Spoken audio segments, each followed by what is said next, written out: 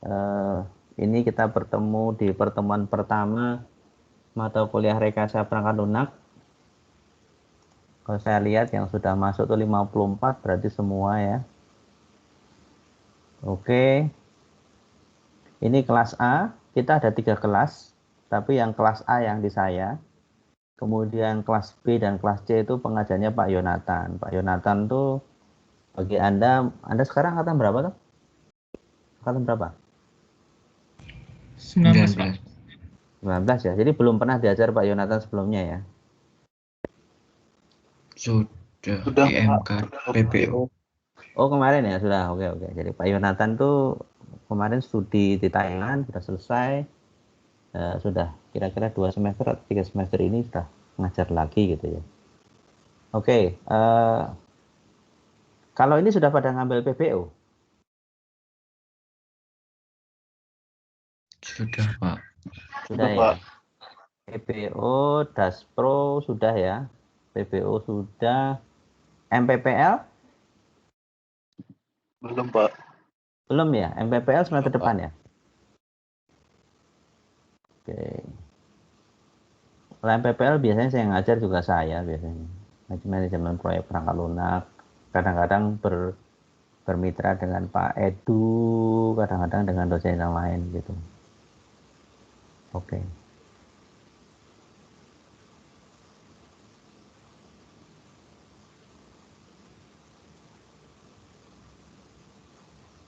Oke, sudah pada lihat situs kuliahnya? Dari Jonathan, sudah lihat situs kuliah? Mata kuliah kita ini?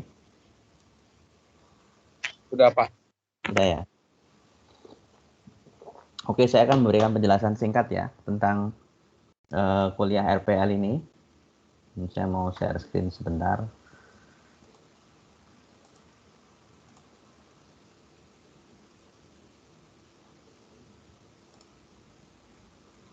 Oke. Bisa lihat ya layar saya ya? Bisa, Pak. Bisa, Pak. Oke. Jadi namanya juga rekayasa perangkat lunak. Berarti kalau dalam bahasa Inggris itu software engineering. Itu memang spesialisasi saya dulu waktu saya ngambil S2 dan S3. Jadi kenapa kalau ada mata kuliah ini biasanya saya diminta untuk ngajar gitu kan. Jadi rekayasa perangkat lunak artinya juga bagaimana kita bisa membangun perangkat lunak dengan baik gitu. Kalau selama ini waktu Anda di PPO, di Daspro gitu kan biasanya mengerjakan software kan sendirian. Atau kalau tim cuman bertiga, berdua gitu ya. Ya maksimum berempat gitu. Tapi kan pada kenyataannya software-software yang Anda nikmati sekarang, jadi misalnya Anda memakai Google Chrome gitu, Microsoft Teams, Windows 10 dan sebagainya itu tidak mungkin software yang sekompleks yang Anda pakai ini ya, kayak Tokopedia dan sebagainya itu tidak mungkin dikerjakan seorang diri gitu, nggak mungkin. Dia pasti dikerjakan oleh tim yang banyak. Gitu. Karena dikerjakan oleh tim yang banyak, berarti harus ada pengaturannya, bagaimana membagi tugasnya, tahapan-tahapannya untuk memastikan eh, pembangunan dari perangkat lunaknya benar-benar sesuai. Ya, ibarat kita lihat misalnya kalau bangun gedung lah ya, gedung bertingkat gitu ya. Pasti kan tahapannya jelas. Yang pertama kan pasti menggali pondasi dulu. Terus kemudian baru membuat pondasinya, baru naik selantai demi selantai demi selantai dan sebagainya. Itu kan ada yang ngatur gitu. Tahapannya jelas seperti itu. Itu juga analoginya sama waktu kita belajar rekayasa perangkat lunak itu, bahwa waktu kita membangun software yang kompleks, kita butuh suatu teknik atau metode yang sistematis gitu. Untuk memastikan apa? Supaya software yang dibuat itu berkualitas tinggi. Nah, software yang berkualitas tinggi itu seperti apa gitu. Anda sekarang sudah merasakan banyak software yang berkualitas tinggi ya. Sudah pernah memakai mobile banking, teman-teman ini? Sudah, Pak. Sudah ya. Bayangkan kalau Anda mentransfer ke atau orang tua Anda mentransfer ke Anda tapi meskipun sudah menuliskan rekening yang benar tetapi uangnya pindah ke orang lain gitu. Itu kan berarti software jelek kan? Itu contohnya. atau kalau Anda mau membayar sesuatu di e-commerce memakai virtual account, meskipun uangnya sudah kesedot tapi ternyata statusnya di e-commerce-nya belum terbayar dan sebagainya gitu. Itu kan berarti kan sesuatu yang mengecewakan, tidak sesuai dengan tujuannya. Terus misalnya Anda lagi butuh sekali beli sesuatu pakai aplikasi GoFood gitu ya. Saya lapar sekali tapi hujan deras, pakai GoFood. Pada saat saya butuh-butuhnya ternyata GoFood-nya tidak tersedia juga. Itu contohnya ya. Jadi banyak aspek yang menandakan bahwa suatu software itu berkualitas tinggi ya. Itu bagaimana kita bisa membuat itu? Anda kan di informatika. Nanti kalau Anda tidak berwirausaha gitu, Anda kan pasti bekerja di perusahaan-perusahaan yang memproduksi software. Jadi bukan perusahaan software ya, tapi perusahaan yang memproduksi software. Karena sekarang itu banyak perusahaan meskipun dia bisnis utamanya itu bukan software, tapi dia memproduksi software. Contohnya ini asuransi jiwa KAR, Sentral Asia Raya. Dia punya divisi IT sendiri, ya, divisi IT sendiri. Nah, divisi IT-nya itu membuat aplikasi-aplikasi mobile untuk kepentingan KAR itu sendiri. Misalnya Astra Credit Company, itu juga kita bermitra, banyak kakak-kakak kelas Anda magang di sana. Mereka bikin aplikasi-aplikasi yang membantu bisnisnya supaya berjalan dengan lancar. Jadi supaya orang kalau mengajukan kredit mobil lancar, kalau misalnya agen itu melaporkan segala sesuatu berjalan dengan lancar dan sebagainya. Aplikasinya banyak, ada berbasis web, ada berbasis mobile, dan sebagainya itu. Dan semua dikerjakan sendiri. Biasanya sekarang sudah mulai seperti itu ya. Jarang yang sudah mau mengoutsource itu. Mengoutsource itu masalahnya apa? Kan kebutuhan berkembang terus ya. Kalau mengoutsource itu kan berarti harus diminta terus sama pihak eksternal. Kalau punya tim sendiri akan jauh lebih menguntungkan. Sekarang Anda berarti semester 4 ya? Atau semester berapa? Iya, Pak. Oke, kalau semester 4 ya, nanti kira-kira pertengahan semester tuh ada beasiswa KAR. Ya, beasiswa KAR itu mulai dibiayai, kalau Anda keterima nanti dibiayai mulai semester 5, dibiayai kuliahnya sampai lulus. Nanti kalau mulai awal pertengahan semester nanti akan ada pengumuman. Nanti biasanya kayak yang tahun lalu yang dapat itu 3 mahasiswa. Nanti juga Anda punya kesempatan misalnya magang di tempat mereka, terus kemudian nanti juga ya memang ada kewajibannya. Itu kewajibannya nggak sulit kalau nggak salah. Kewajibannya itu ya semacam ikatan dinas 1,5 tahun kalau nggak salah. Tapi kan lumayan juga ya. Kan Anda waktu ikatan dinas kan dapat gaji juga. Gitu. Hitung-hitung Anda nggak usah mikir cari kerjaan. Gitu. Setelah itu Anda mau bebas, siapa tahu Anda masih tetap di sana juga nggak apa-apa ya. Nanti kalau ada pengumuman lebih lanjut, ya bagi teman-teman yang belum memfollow IG-nya FTIU AJY silahkan ya. Mengikuti IG-nya FTIU AJY itu yang saya kelola itu kalau ada pengumuman penting, beasiswa dan sebagainya. Silahkan. Oke.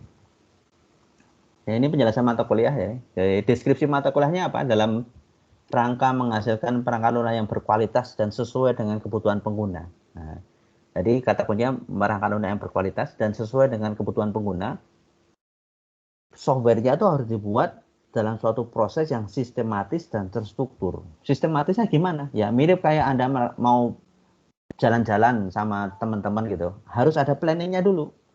Kita mau pergi kemana nih, nanti nginep di mana, istirahat di mana saja, makan di mana saja, dan sebagainya.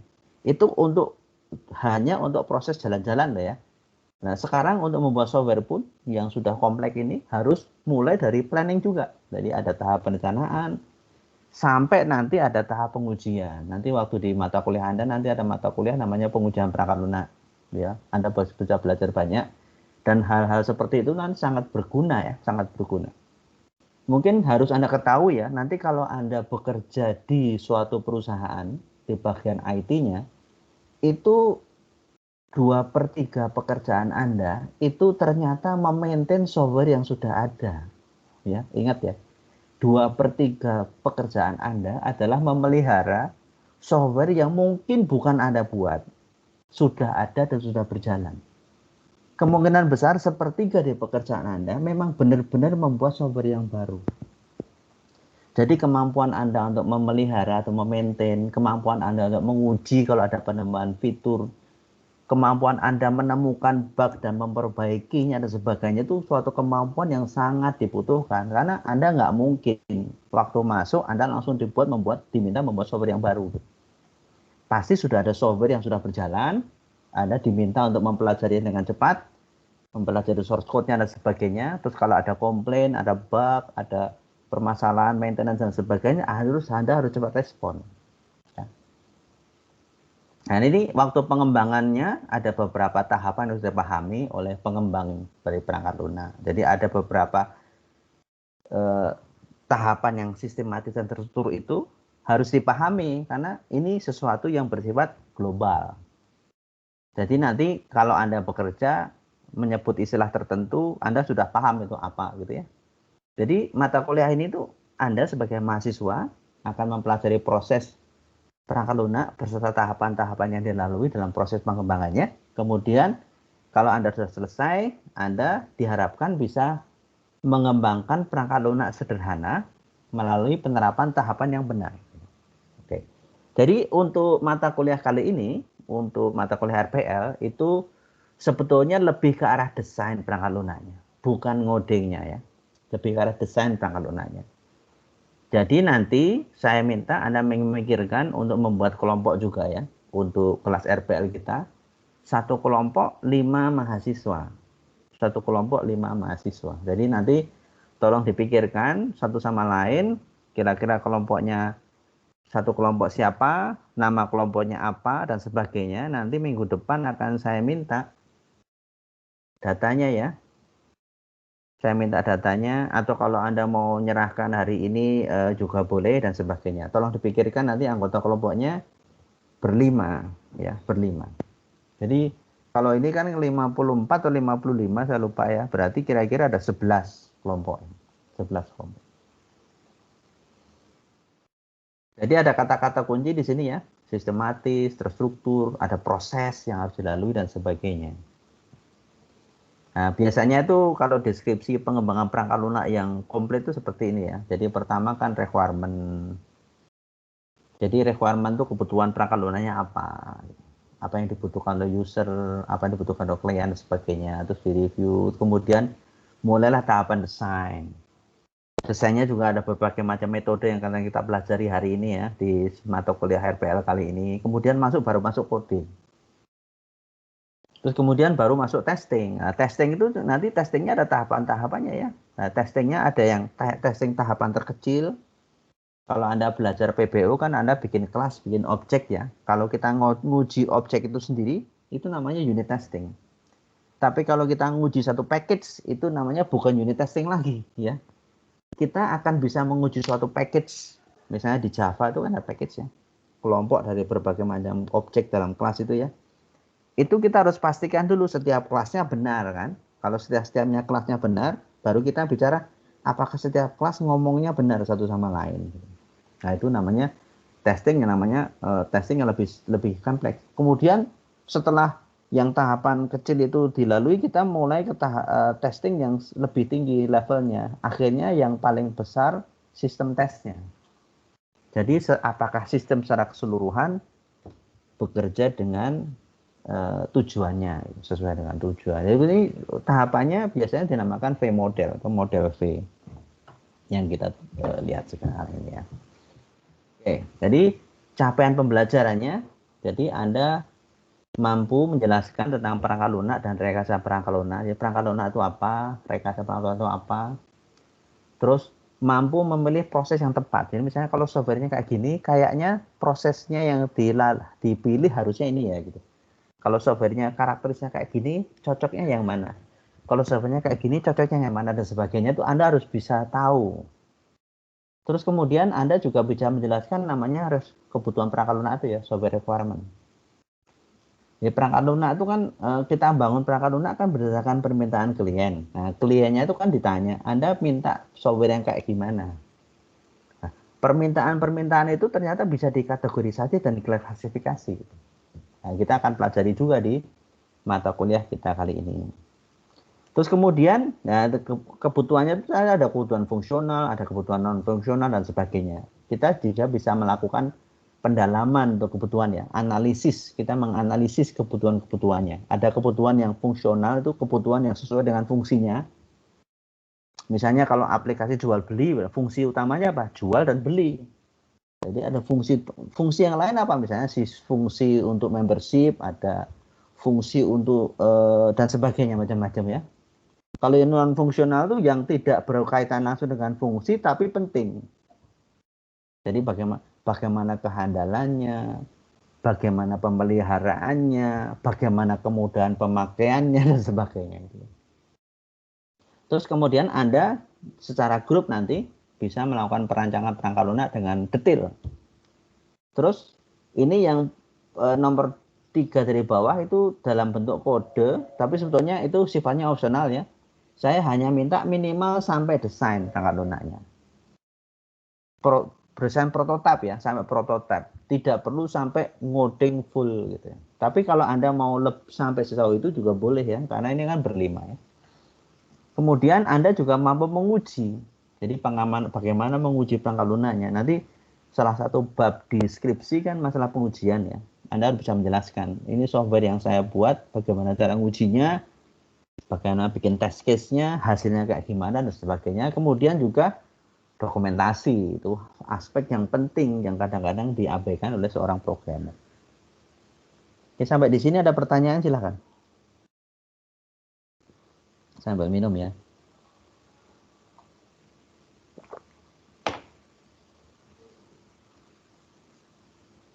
Egi Francisca ada pertanyaan nggak? Belum, Pak. Belum ya. Oke, lanjut ya. Oke, jadi perkuliahannya tatap mukanya terpaksa dihilangkan ya. Jadi kita daring terus ini. Sorry masih belum diizinkan oleh pemerintah untuk tatap muka. Kemudian diskusi kasus nanti Anda bisa membuat kanal-kanal sendiri kalau ada diskusi kasus nanti selama perkuliahan. Nanti saya minta salah satu dari Anda membantu saya dalam mengadmin ini ya, kanal-kanalnya. Nanti kalau nanti sudah ada kelompok, nanti ada kanal-kanal per kelompoknya, jadi Anda bisa diskusi di dalamnya dan sebagainya ya, termasuk ada kuis segala. Ini referensinya itu biasanya yang kiblatnya tuh miliknya Pressman ya, Software Engineering Architecture Approach itu. Ada beberapa software yang lainnya. Yang terkenal tuh yang Pressman sama Somerville ini biasanya. Bukunya kayak gini ya, Roger Pressman. Oke, ini komponennya. Komponennya itu bobotnya sangat besar di tugas, 55%. Jadi Anda kalau rajin mengumpulkan tugas-tugas yang diberikan, mengerjakan dengan baik, itu kemungkinan Anda gagal itu kecil sekali. Karena apa? Bobotnya besar sekali. Ini sedikit kesalahan kayaknya, ini totalnya 45, oh benar Pak. UTS 20%, UAS 25%, diskusi tugas presentasi 55%. Jadi usahakanlah setiap ada tugas dikerjakan dengan baik, sebaik-baiknya begitu ya. Saya akan berikan cukup waktu bagi Anda untuk mengerjakan tugas-tugas yang diberikan. Kalau yang sifatnya individu itu nanti lebih ke arah UTS UAS ya, sifatnya individu. Terus kemudian kuis juga sifatnya individu, tapi tugas-tugas yang lain lebih bersifat tugas kelompok. Jadi nanti kalau Anda sudah bikin kelompok ya Anda harus bisa berbagi tugas dengan baik gitu ya. Oke, kita lihat silabusnya ya. Saya matikan dulu slide screen-nya.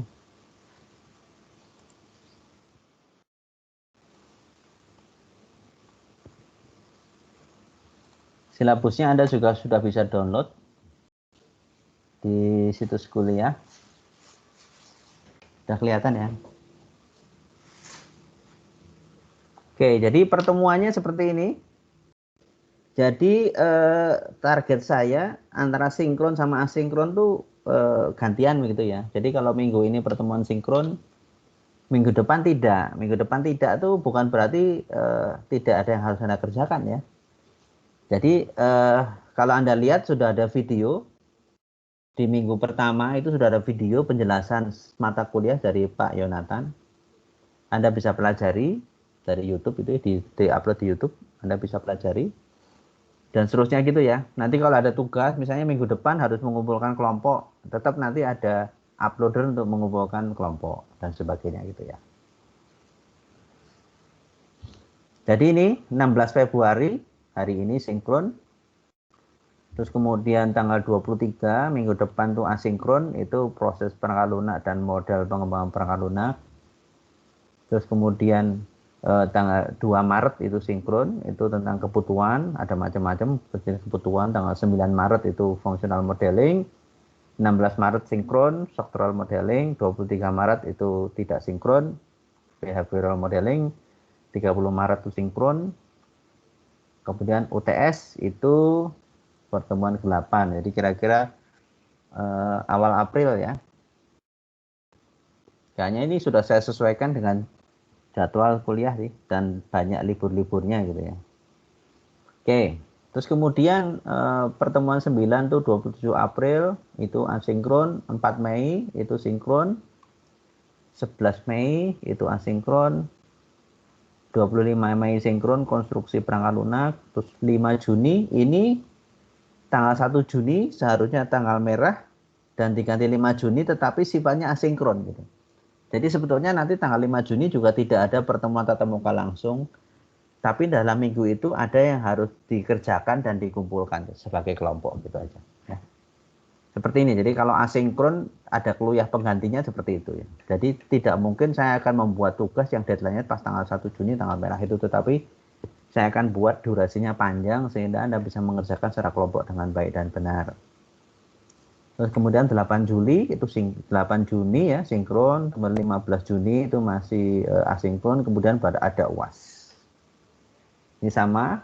Nah, ini nanti tugas besarnya Anda desain dan pembuatan aplikasi sifatnya berkelompok, satu kelompok 5 mahasiswa. Nah, ini saya minta itu buat bukan mengoding tapi minimal sampai prototype. Prototype itu Anda bisa membuat misalnya pakai Adobe XD atau hal-hal yang lain itu yang sudah kelihatan bagus gitu ya. Tapi secara tampilan saja gitu. Tapi mesinnya atau algoritmanya di belakang mungkin belum terpikirkan dengan detail, nggak apa-apa. Itu silabusnya. Oke, untuk silabus kalau ada pertanyaan silahkan. Untuk silabus. Oke ya, kalau misalnya ada kasus, misalnya pada saat pertemuan sinkron ternyata Anda mengalami kendala atau kesulitan gitu ya. Pertemuan sinkron, kalau pertemuan asinkron seharusnya tidak ada masalah karena saya akan memberikan waktu yang cukup bagi Anda tidak di hari itu untuk menyelesaikan, tergantung nanti tingkat kompleksitas tugasnya ya. Kalau ada tugas pada minggu itu. Kalau pada saat pertemuan sinkron ternyata Anda tidak bisa misalnya listriknya mati atau internetnya terkendala dan sebagainya gitu, silahkan memberitahukan saya nggak apa-apa. Pak, saya ada kendala seperti ini dan sebagainya gitu ya. Bisa SMS, bisa pakai email nanti juga bisa dan sebagainya ya. Kan tetap aja kan kalau nggak salah minimal SMS harusnya bisa kalau internetnya mati pun ya. Oke. Jadi saya kan bisa membuat dispensasi buat Anda. Oke. Oke, sampai di sini ada pertanyaan nggak? Silahkan.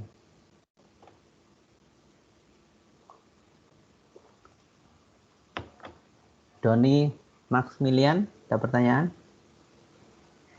Belum ada, Pak. Belum ya.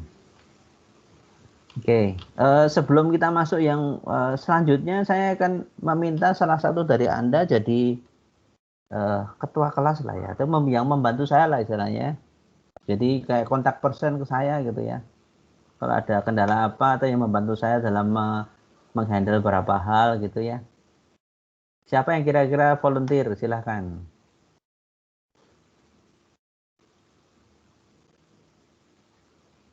Siapa yang dosen pembimbing akademinya saya? Siapa? Ngaku. Pada diam semua.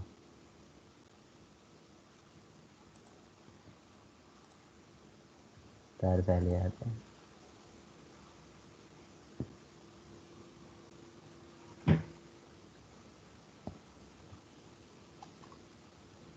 Oke, ada 8 ya. Yang dosen bimbingnya saya ya. Oke. Saya tunjuk aja ya. Yang membantu saya nanti ya. Yang membantu saya nanti Agung Mulia ya. Agung Mulia Eko Putra. Gimana? Agung Mulia. Suaranya belum terdengar. Baik, Pak. Oke, nanti tolong nanti kalau misalnya sudah ada kelompok, nanti Anda bantu membuat channel-channel kelompoknya dan teman siapa yang masuk dalam kelompok tersebut gitu ya. Itu aja sih. Nanti kalau ada kendala-kendala apa, silahkan bisa kontak saya atau Anda ada informasi dari teman dan sebagainya. Terutama juga ya kalau misalnya ada informasi penting yang perlu saya ketahui, misalnya ada teman Anda yang positif corona dan sebagainya gitu ya, tolong kasih tahu juga kalau ada apa-apa. Oke, Pak. Ya, Oke. terima kasih.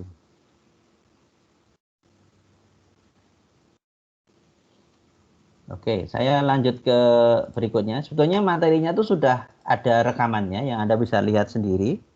Tapi saya coba ulas secara cepat gitu ya. Karena ini pertemuan pertama mungkin masih pemanasan. Nanti mungkin semakin ke sana nanti akan semakin kompleks dan nanti materinya akan saya upload dulu beberapa hari sebelumnya gitu. Jadi Anda kalau saya sarankan Anda bisa baca dulu atau dengerin dulu videonya dan sebagainya. Nanti kalau yang berikutnya nanti saya tidak nanti saya minta misalnya pertemuan sinkronus gitu ya. Kalau pertemuan asinkronus nggak masalah, tetap ada rekamannya. Tapi kalau pertemuan sinkronus nanti Anda mungkin di awal kita ketemu dulu, terus kemudian saya akan beri waktu Anda untuk melihat sendiri videonya, kemudian kita akan diskusi. Kalau ada pertanyaan, hal-hal yang masih belum jelas yang dijelaskan di videonya. Nanti pembagian tugasnya membuat rekaman video, rekaman penjelasannya itu di paruh pertama itu adalah Pak Yonatan, nanti saya setelah UTS gitu ya. Seperti itu ya.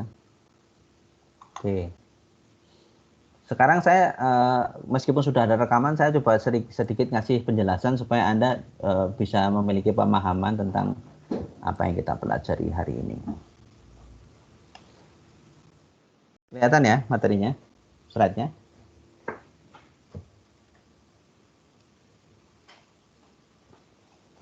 Kelihatan, Pak. Oke. Jadi kita hari ini kita mengenal apa itu rekayasa prakelolaan atau software engineering. Jadi kita harus memahami dulu ya, apa itu RPL, terus kenapa RPL dibutuhkan. Yang tadi saya sudah cerita banyak juga di awal-awal waktu pengenalan awal ya. Nah, kita harus tahu dulu software itu apa. Software. Biasanya orang akan mengatakan ada software, ada hardware, ada middleware, ada brainware, hardware bukan ya, dan sebagainya gitu ya. Nah, software sendiri itu apa gitu. Anehnya tuh software itu nggak bisa kita lihat kan. Kita punya handphone, tetapi kalau nggak ada Androidnya gimana ya? Nggak jalan ya. Saya punya laptop yang bagus dan mahal, tapi kalau nggak ada Windows-nya atau nggak ada Linux-nya, tetap nggak bisa jalan gitu ya. Itu jadi ada sesuatu selain yang kita bisa sentuh, itu hardware, yang harus ada di dalamnya yang membuat sistemnya bekerja. Sekarang mobil pun sudah mulai banyak elektroniknya dan banyak softwarenya ya. Sekarang hampir semua alat-alat dikatakan canggih kalau dia softwarenya canggih. Mobil sekarang sudah mulai era mobil listrik. Itu mobil listrik itu semuanya dikendalikan secara elektronik, ada programnya. Dan bahkan sekarang hacker pun bisa mulai menghack mobil gitu. Mobil pun bisa dihack sekarang. Mesin cuci sekarang sudah ada fasi logiknya. Jadi dia bisa mengira-ira kira-kira ini bebannya berapa, sabunnya campurannya berapa, muternya berapa kali, dan sebagainya supaya menghasilkan cucian yang maksimal. Dan seterusnya ya, AC sekarang udah yang canggih itu bisa melihat, oh yang di ruangan itu ada berapa orang, saya hembusannya nggak perlu terlalu kuat, senyaman saja dan sebagainya. Dan seterusnya itu ya, jadi sekarang sudah mulai canggih, semua peralatan tuh dikatakan canggih, ditentukan oleh elektroniknya dan juga ditentukan oleh softwarenya. Ya, software itu sebetulnya disusun oleh 3 komponen ya. Jadi Anda tidak bisa memisahkan satu sama lain. Jadi software itu harus ada programnya, software itu harus ada datanya, software itu harus ada dokumennya. Bayangkan Tokopedia tapi nggak ada penjual dan nggak ada pembeli. Itu hanya sekedar software yang dipajang saja dan nggak ada gunanya gitu. Itu penjual dan pembeli itu data. Nah, data itu isinya apa? Dia penjual, dia mempunyai barang dagangan, pembeli bisa membeli gitu. Nah, yang ketiga itu tidak kalah penting yang kadang-kadang diabaikan, yaitu dokumen. Software itu harus ada dokumentasi yang baik. Jadi bagaimana cara saya sign up, bagaimana kalau saya mau reset password, bagaimana saya mengeset profil saya, bagaimana dan sebagainya itu harus ada dokumentasinya. Kalau nggak ada, susah itu. Ya.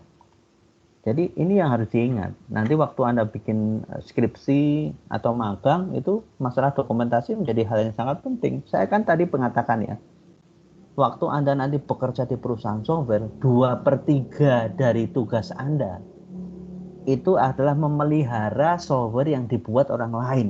Bayangkan kalau software itu nggak ada dokumentasinya.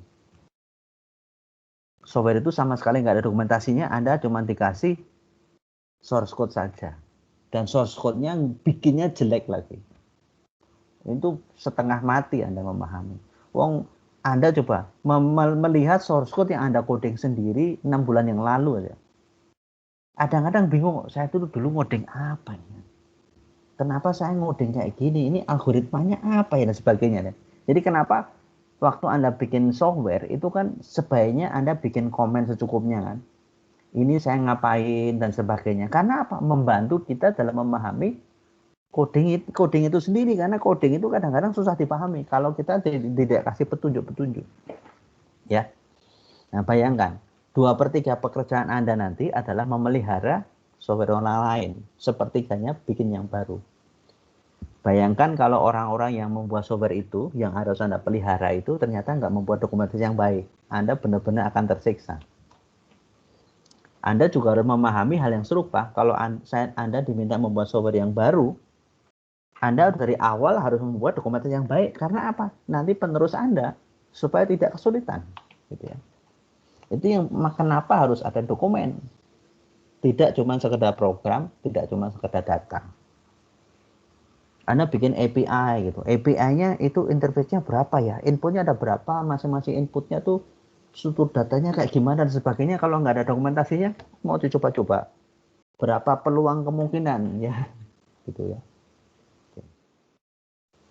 Ini kan orang kan semakin bergantung pada software sekarang. Nggak mungkin Anda lupa bawa handphone aja pusing. Gitu ya. Handphone itu udah suatu bentuk komputer yang kita bawa sehari-hari. Nanti semakin lama nanti sudah wujudnya nggak handphone lagi. Nanti benda-benda kecil yang ditanamkan di tubuh kita. Gitu. Jadi perangkat lunak itu semakin penting. Nah, karena semakin penting ya, maka dia semakin besar dan semakin kompleks. Dan juga semakin pintar. Nah, sekarang sudah mulai era kecerdasan buatan. Komputer sudah semakin cerdas sekarang, meskipun belum bisa menyaingi kemampuan manusia 100%, tapi bisa membantu manusia dalam banyak hal yang mungkin kadang-kadang kurang teliti manusianya.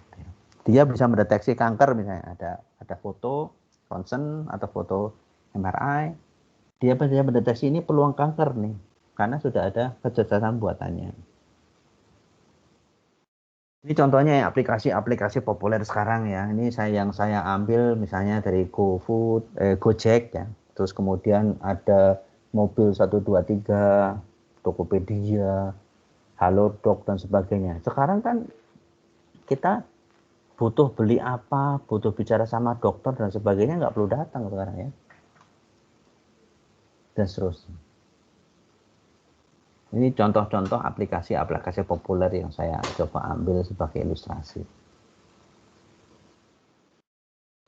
Jadi perangkat lunak yang harus dibuat itu harus bekerja dengan baik.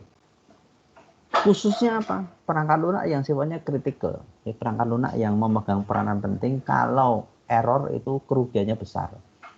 Sesuatu yang dianggap rugi itu karena apa? Misalnya menyebabkan orang cedera, menyebabkan orang kehilangan nyawa, atau menyebabkan orang rugi secara finansial yang besar. Itu namanya fatal, itu kesalahan yang fatal yang harus dihindari. ini contoh kalau pekerjaannya tidak krusial kayak ini ya, Anda di co-working space, ngoding, atau main game gitu. Kalau gamenya hang ya tinggal di restart aja nggak masalah gitu ya.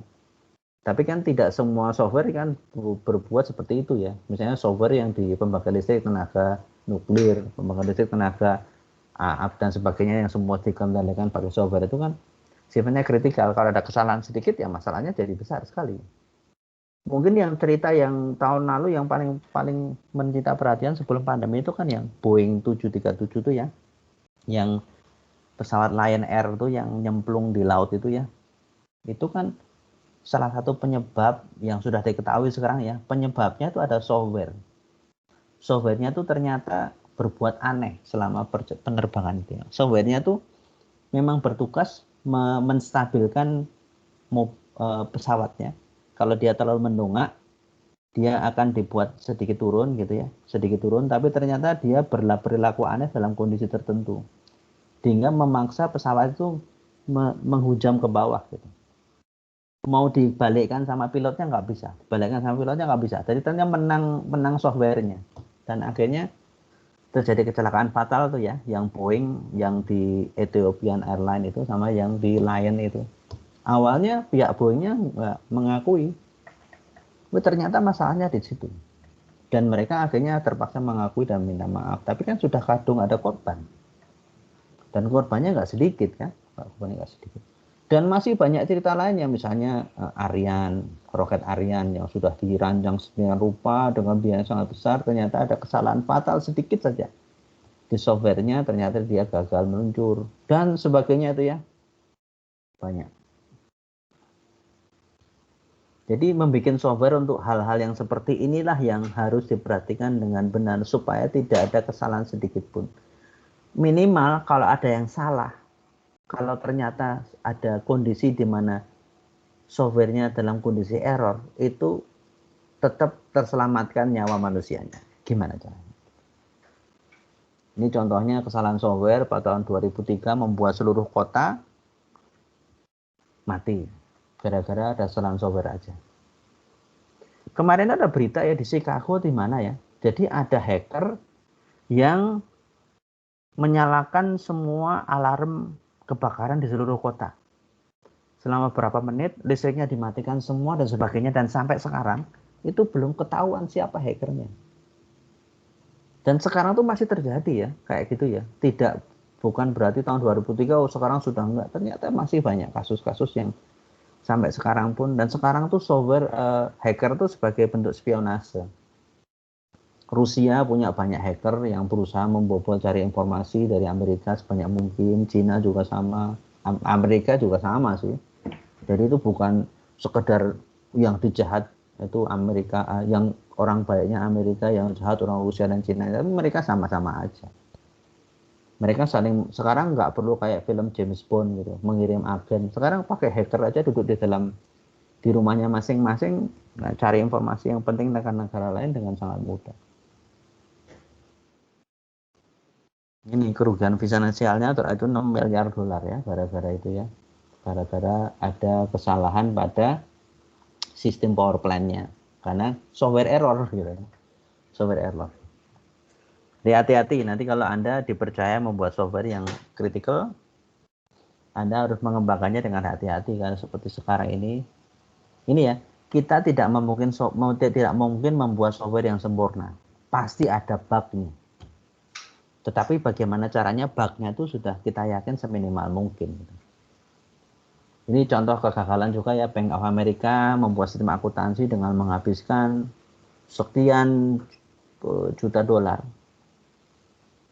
23 juta dolar sama 60 juta dolar, tapi ternyata softwarenya dibuang begitu aja. Terus misalnya ada pembuatan yang terkadang itu yang pesawat tempurnya Amerika itu juga ongkos biayanya membengkak besar sekali ya. Nah ini ya, dari berbagai macam kasus itu yang dipelajari, dan ada kelompok atau grup namanya Standish Group, dia mempelajari ada 3.682 proyek pada 365 perusahaan. Ini sudah lama sekali, tahun 95. Ini awal-awalnya kenapa software engineering dibuat gitu ya. Ini ternyata hampir sebagian besar proyeknya tuh gagal. Padahal investasinya sudah sangat besar gitu ya.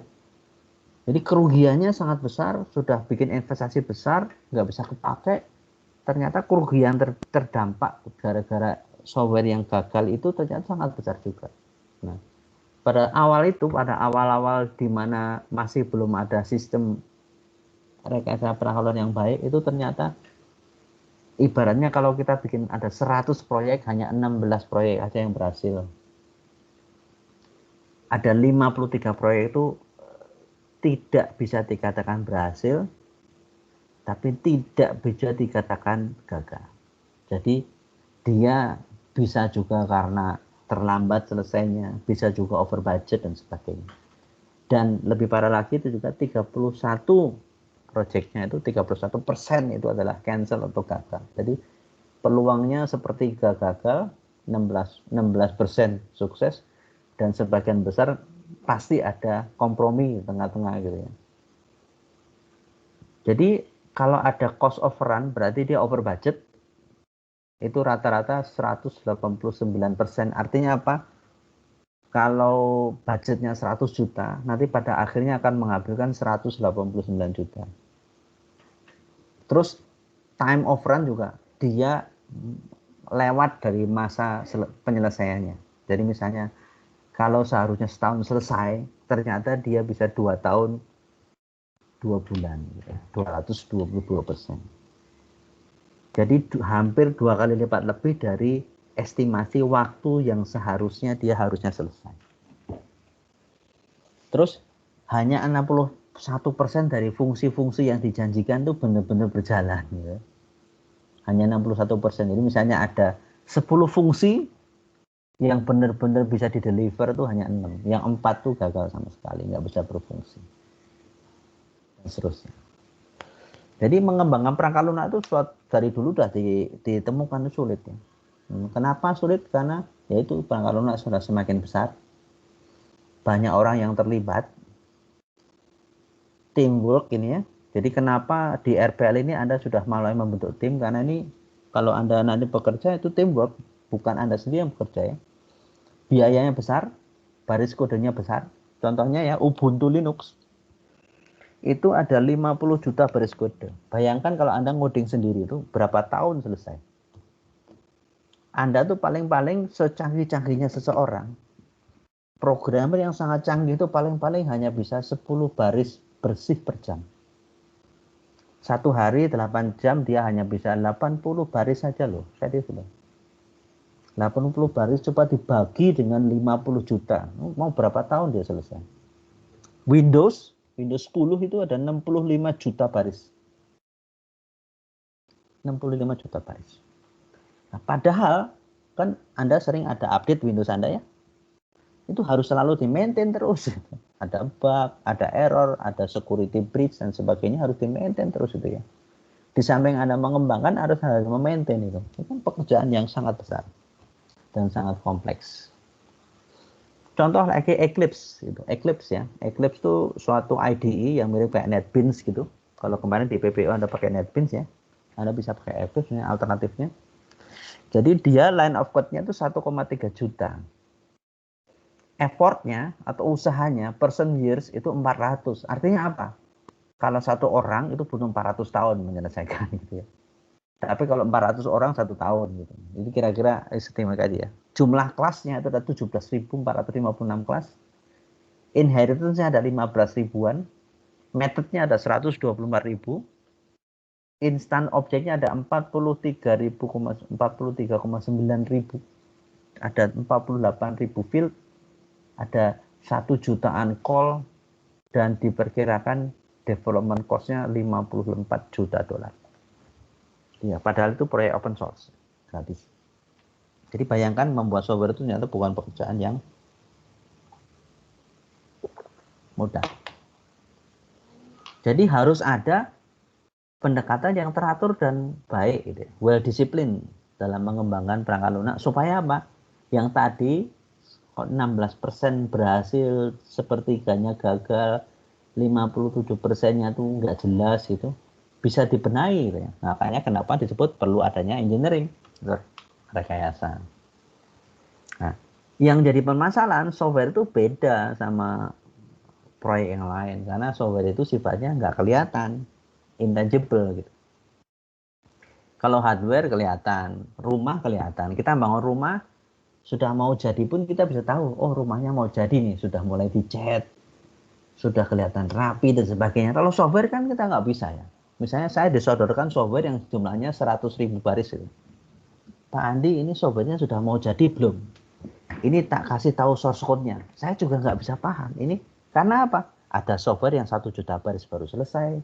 Ada software yang cuma 1.000 baris juga sudah selesai. Ada software yang 100.000 baris selesai. Nah ini masuk kategori yang mana gitu?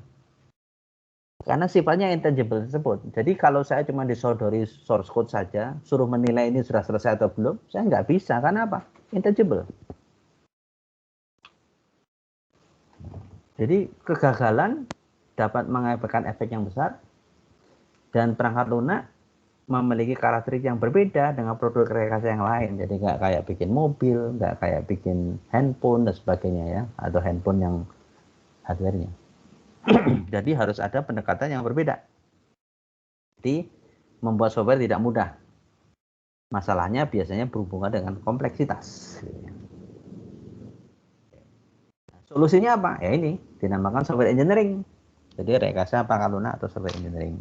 Itu awalnya diusulkan oleh NATO ya. NATO itu kan North Atlantic Treaty Organization adalah perusahaan aliansi militer Eropa sama Amerika itu ya, NATO. Dia mulai muncul tahun 68, sudah cukup lama ya. Anda mungkin lahir aja belum, saya aja belum lahir ya tahun 68. Jadi dia mengenalkan istilah misalnya ada software engineering, ada software krisis dan sebagainya, software crisis dan sebagainya. Ini software engineering yang mereka kenalkan. Jadi sudah umurnya lebih tua dari umur Anda nih software engineering ya. Ini definisinya kalau menurut IEEE, itu organisasi yang berhubungan elektronik, komputer dan sebagainya itu ya, standar-standar misalnya standar Wi-Fi, standar USB, standar Bluetooth itu biasanya ada standar IEEE-nya. Nah, aplikasi dari pendekatan yang sistematik, disiplin dan quantifiable yang dapat terukur. Jadi penerapan dari pendekatan-pendekatan yang sistematis, disiplin dan dapat terukur dari pengembangan operasi pemeliharaan dari perangkat lunak. Jadi istilahnya apa? Adalah penerapan engineering atau rekayasa pada software. Definisi yang kedua adalah suatu disiplin engineering atau disiplin rekayasa yang memikirkan atau concern tuh yang memperhatikan semua aspek dari produksi software. Dari spesifikasi, ya, awalnya kan kita menyusun kebutuhannya, sampai ke maintenance. Ada beberapa software yang lain, definisi yang lain ya, menurut SAH ini. Jadi software engineering adalah disiplin di mana tujuan utamanya adalah memproduksi software yang gimana? Fault free. Tidak ada fault-nya, tidak ada error-nya. Di-delivered on time dan within budget. Jadi harus bagus softwarenya, delivery-nya on time sesuai dengan janjinya dan budgetnya masuk, gitu. Nggak boleh over. Terus yang keempat, aspek keempat adalah memenuhi kebutuhan dari penggunanya. Anda bikin software yang sangat canggih, begitu diserahkan ke penggunanya, loh kok softwarenya kayak gini, kan bukan yang saya minta, gitu. Padahal softwarenya udah bagus sekali, tetapi ternyata Anda nggak pernah komunikasi lagi dengan pemintanya ya. Terus kemudian waktu diberikan, loh kok kayak gini ya? Padahal dulu saya ngomongnya kan mintanya yang beda lagi. Nah, itu tetap aja jelek. Tetap jelek. Ini jadi ada aspek itunya ya, bebas dari errornya, ada aspek waktu, ada aspek budget, juga ada aspek kualitas. Ini aspek kualitas ya. Sesuatu yang berkualitas adalah sesuatu yang memenuhi atau memuaskan kebutuhan pengguna. Jadi kenapa ada iPhone, kenapa ada Xiaomi, ada Oppo, ada Samsung dan sebagainya gitu ya. Kalau orang yang misalnya sudah pegang iPhone, terus suruh pegang Xiaomi, ini kok kayak gini ya, bug ini jelek sekali ya dan sebagainya. Ya karena sudah terlanjur sering pegang iPhone gitu. Dia levelnya adalah level kepuasan pengguna level iPhone gitu. Tapi kalau orang yang budgetnya sedikit, dia mampunya beli Xiaomi, terus begitu misalnya ya, bukan berarti Xiaomi semuanya jelek ya, ada yang mahal juga gitu. Misalnya dia mampu beli yang handphone yang 1,5 juta atau handphone 1 juta dan itu ternyata memenuhi kebutuhan dia. Berarti menurut dia itu sudah bagus kualitasnya. Ya. Ini kenapa mobil juga macam-macam ya. Ada mobil yang mahal sekali, ada mobil yang menengah, ada mobil yang LCGC dan sebagainya. Karena masing-masing menyasar pengguna yang berbeda dengan tingkat kebutuhan yang berbeda. Ya. Ada tingkat kemampuan beli, kemudian kalau sudah beli, dia mampu beli, waktu dipakai, dia masih memiliki ekspektasi. Anda biasanya misalnya memakai motor Kawasaki, terus tiba-tiba dikasih Honda Beat. Pusing Anda pasti. Kok kayak gini ya, tak suruh ngebut nggak bisa, padahal Honda Beat sekarang mau lari 80 juga bisa ya. Kok tidak nyaman dan sebagainya, karena biasanya pegang Kawasaki gitu ya. Kawasaki yang mobil gede, motor gede itu. Nah, ini definisi rekayasa pralunak ya, proses pemecahan problem yang dihadapi customer dengan pengembangan dan evolusi sistem perangkat lunak berkualitas tinggi dengan mempertimbangkan kekangan biaya dan waktu. Jadi ada faktor biaya, ada faktor waktu ya, tapi membuat software berkualitas tinggi. Jadi ada pemecahan problem. Jadi kalau kita bikin software itu pasti ada kebutuhan, ada permasalahan yang akan kita selesaikan. Misalnya kita ke suatu toko gitu ya, tokonya punya masalah terbesar apa? Oh ternyata inventory saya sering hilang. Jadi misalnya barang di gudang, di softwarenya ngomongnya ada, tetapi ternyata setelah dicari barangnya nggak ada. Atau penjualannya rekonsiliasinya susah karena apa? Notanya masih manual dan sebagainya. Membuat laporannya jadi ribet dan sebagainya. Itulah yang kita berusaha pecahkan. Itu masalah yang dihadapi customer, kita berusaha menyelesaikannya dalam suatu bentuk software, tapi softwarenya harus berkualitas tinggi. Tetapi juga harus sesuai dengan budgetnya dan juga sesuai dengan waktunya.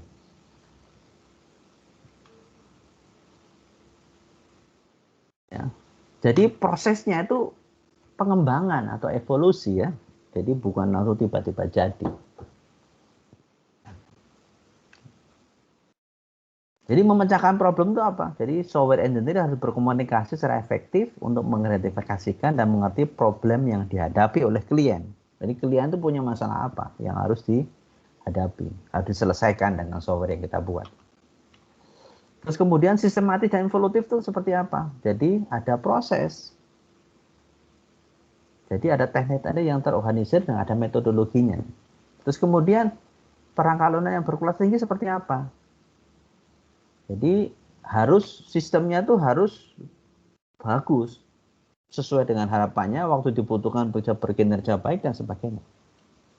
Kualitasnya harus baik. Jadi harus ada kerjasama tim yang baik supaya menghasilkan itu ya. Nah ini kalau ada pertanyaan perangkat lunak berkualitas tinggi itu seperti apa ya? Ini kalau idealnya kayak gini ya, korek itu benar. Bisa melakukan dengan benar dalam segala kondisi. Terus yang kedua, dapat di-maintain dengan mudah, dapat dimodifikasi dengan mudah. Itu padahal kadang-kadang kebalikannya ya. Jadi kalau di-maintain dengan mudah, kadang-kadang juga jadi nggak begitu bagus, kinerjanya dan sebagainya. Terus well modularized dengan interface yang desain dengan baik. Modularisasi itu ibarat kayak Lego itu ya. Jadi kalau saya mau tambah Lego saya sudah jadi Lego mobil, saya mau tambah mobilnya semakin canggih, saya tinggal coplokin aja blok-bloknya, saya tambahin aja di atasnya. Jadi modularisasinya bagus gitu ya. Terus reliable dan robust, dapat diandalkan dan handal. Robust itu berarti kuat itu berarti apa?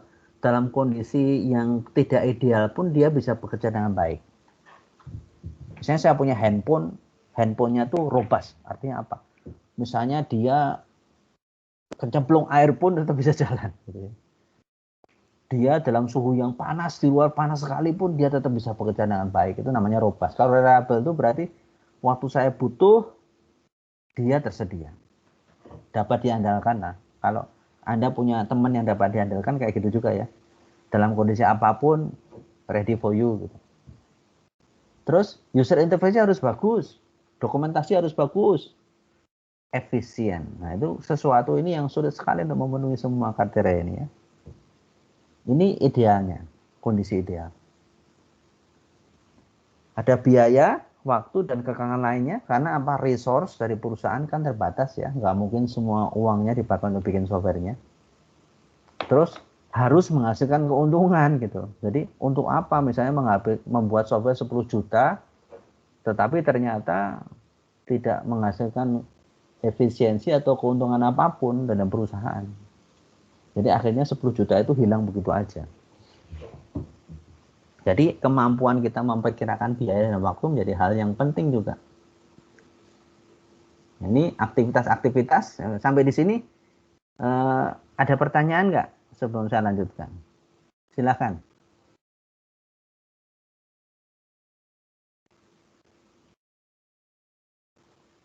Silakan kalau ada pertanyaan.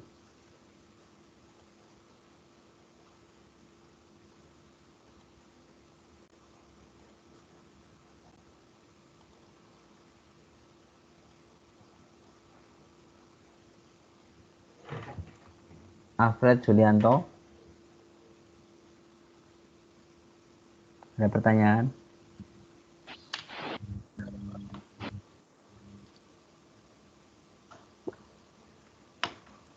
Ferdinandus, Viko Pratama. Belum ada, Pak. Belum. Ikadek.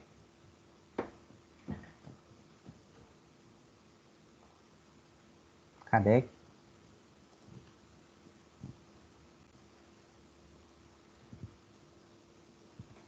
Febi Utami. Belum ada, Pak. Ya, Tasya Menora. Belum ada, Pak. Oke, saya lanjutkan ya. Sudah punya bayangan kelompok-kelompoknya, teman-temannya siapa aja? Saya beri waktu seminggu ya. Alvarez gimana? Oh, enggak ada, Pak. Oke. Oke, saya lanjutkan lagi ya.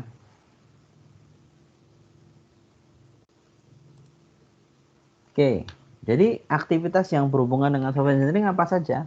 Ini ada 4P. 4P, yaitu people, orang-orangnya, kemudian produknya apa, prosesnya apa, dan projectnya apa. 4P yang diperhatikan ya.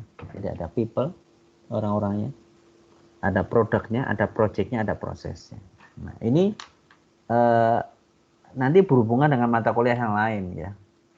Saya akan jelaskan di sini.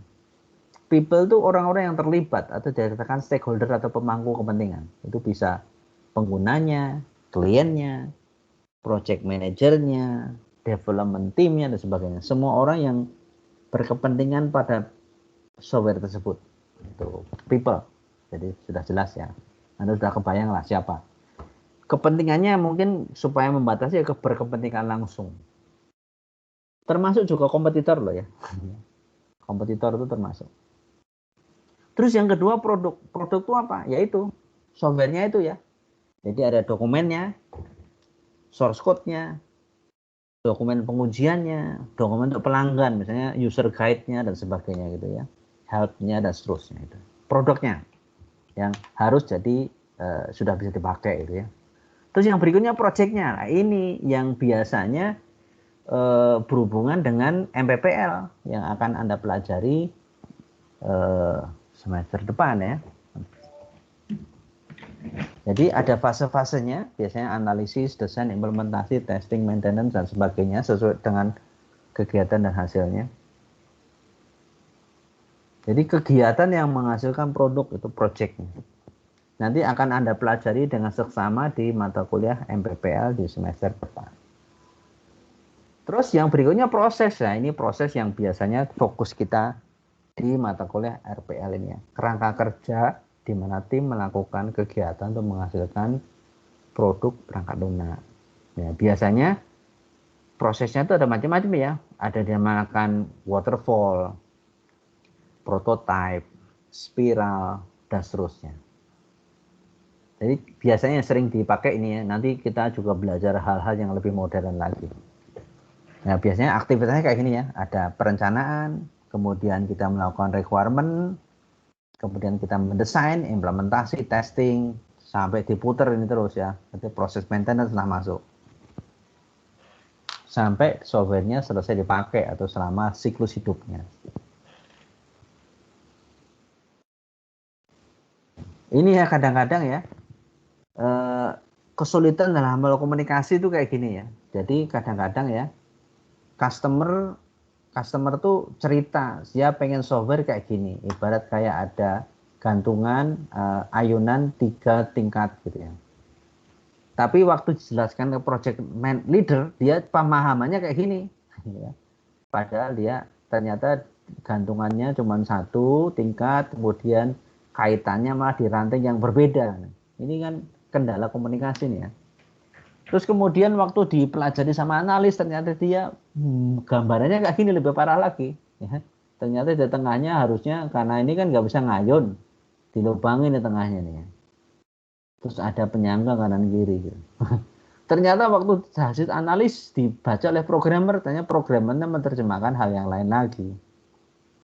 Terus bisnis konsultannya ceritanya kayak gini. Jadi dia nggak kayak gini lagi, tapi ada sofanya supaya empuk gitu ya. Terus ini dokumentasinya nggak ada malah. Terus kemudian waktu dioperasikan kayak gini, terus penagihannya mahal sekali, padahal butuhnya cuma gantungan biasa. Terus supportnya juga nggak ada, padahal sebetulnya butuhnya kayak gini. Jadi kenapa? Bagaimana menganalisis kebutuhan dari pengguna itu suatu hal yang penting.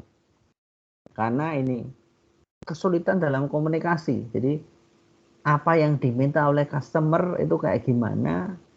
Itu permintaannya itu bisa dilakukan atau tidak? Permintaannya ternyata itu bertolak belakang atau enggak? Kadang-kadang kita ngomong ke bosnya minta kayak gini. Kita ngomong ke manajernya mintanya beda lagi. Kita ngomong ke usernya, karyawannya mintanya beda lagi. Terus mana yang harus kita penuhi? Dan seterusnya. Terus kadang-kadang mintanya terus-menerus berganti-ganti terus. Terus mana yang benar dan sebagainya. Jadi faktor komunikasi menjadi hal yang penting nanti ya. Harus dipahami. Jadi kadang-kadang penafsiran dari masing-masing stakeholder atau pemangku kepentingan itu ternyata beda. Nah ini nanti ada metodologinya ya, jadi petunjuk menyeluruh yang diikuti untuk menyelesaikan setiap aktivitas siklus pengembangan perangkat lunak. Biasanya ada kumpulan modelnya, ada toolsnya, ada tekniknya. Jadi kalau model itu biasanya satu pemodelan. Ibarat kalau zaman dulu ya, arsitek itu kalau bikin gedung dia bikin mininya dulu. Itu berarti modelnya ya. Sama juga sebelum kita bikin softwarenya kita bikin modelingnya dulu. Nanti Anda sudah pernah mengenal kayak UML, use case diagram dan sebagainya, itu yaitu model namanya. Jadi representasi dunia nyata.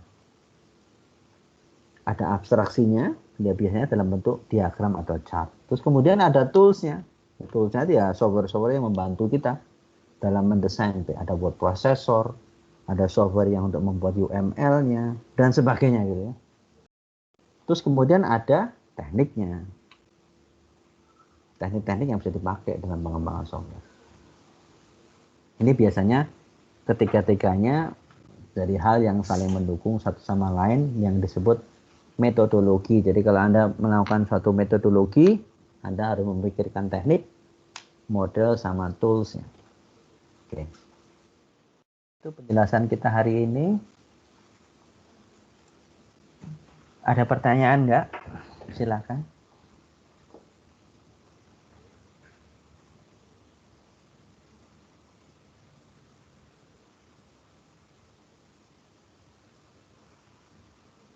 Silakan kalau ada pertanyaan.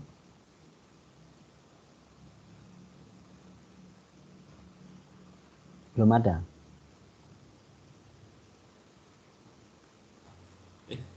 Belum, Pak. Belum ya? Oke, jadi untuk mungkin untuk pertemuan kita minggu ini, yang pertemuan pertama kita bisa akhiri. Anda mempunyai PR. PR yang pertama adalah membuat kelompok kelompoknya itu satu kelompok 5 orang. Anda harus tentukan siapa saja. Terus kemudian tolong nanti Anda bisa laporkan, tapi saya akan membuat uploader minggu depan untuk anggota kelompoknya ya, termasuk nama anggotanya. Nanti saya akan kirimkan ke Agung Mulia ya, untuk nanti tolong untuk membuat kanal-kanalnya. Baik, Pak. Ya. Oke, sebelum kita akhiri pertemuan kita hari ini, terima kasih atas perhatiannya. Kalau minggu depan sifatnya asinkron, jadi Anda silahkan belajar sendiri. Nanti kalau ada tugas juga silahkan diskusikan untuk menyelesaikan tugasnya. Terus kemudian kita akan ketemu lagi secara sinkron itu berarti 2 minggu lagi. Ya, 2 minggu lagi, jadi ini gantian setiap 2 minggu kita ketemu ya. Itu skenarionya sesuai silabus. Kalau ada nanti kan pasti kemungkinan juga ada kendala apa, saya nggak sehat atau di mana, switch, atau saya ada tugas harus mau mengerjakan apa dan sebagainya, akan saya umumkan lebih dulu. Nah, sama juga kalau Anda punya kendala apa, silahkan sampaikan. Kalau ada pertanyaan silahkan tuliskan di grup di Microsoft Teams-nya, boleh. Nanti saya coba jawab gitu ya. Oke, terima kasih atas perhatiannya. Kita akan bertemu, saya stop dulu recordingnya ya. Kita